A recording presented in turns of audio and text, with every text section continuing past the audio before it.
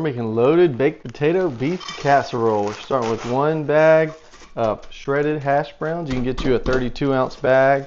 26-ounce bag would be okay too. Once you get that in there, we're also going to throw in 2 pounds of cooked ground beef. I use 93%, so we got a lot of beef and not a whole lot of fat. Once you got your beef in there, we're going to put 1 can of cream of cheddar soup in there. Scoop that whole baby out. And once you got it scooped out, we're going to also add in 1 cup of sour cream, going with the Daisy brand, classic. Don't know why I said that, but let's keep it moving. Once you get your sour cream scraped out, we're also going to add in a little more creamy factor. 1 block of cream cheese cut into cubes, as well as ranch seasoning mix. Starting with our seasonings now. 1 teaspoon of garlic powder, maybe a little more for me. Some black pepper. Once you got your seasonings in there, we're going to put 1 cup of shredded cheddar cheese, which is half of what I got here. So we're going to save the other half for later.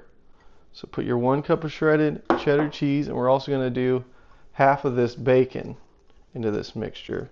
Save the other half for later on in the recipe. So once we got the bacon in there, we're going to get all that stirred together. All right, once you got that nice and mixed in, go ahead and put your lid on. We're going to cook this on high for 3 to 4 hours. All right, y'all, after 3 to 4 hours, go ahead and take your lid off. Give it a good stir. Get everything nice and mixed around from all the cooking. And once you've stirred it around a little bit, finally, we're going to take that cheese and that bacon that we were saving at the beginning and throw it over the top.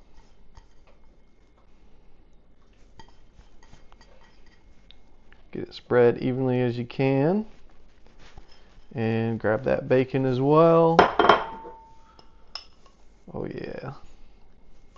This is looking real good. This would be great at the next get together, family reunion, for sure to be a hit.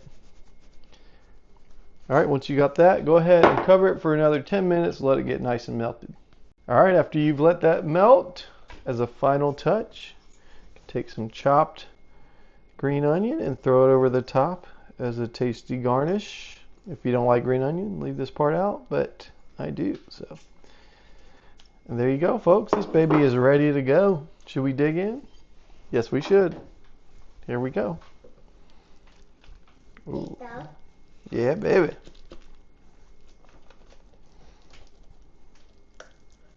Whoa, look at that. Yummy.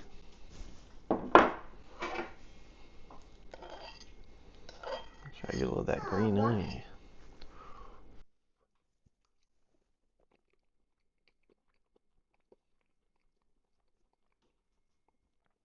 Y'all, that is fantastic.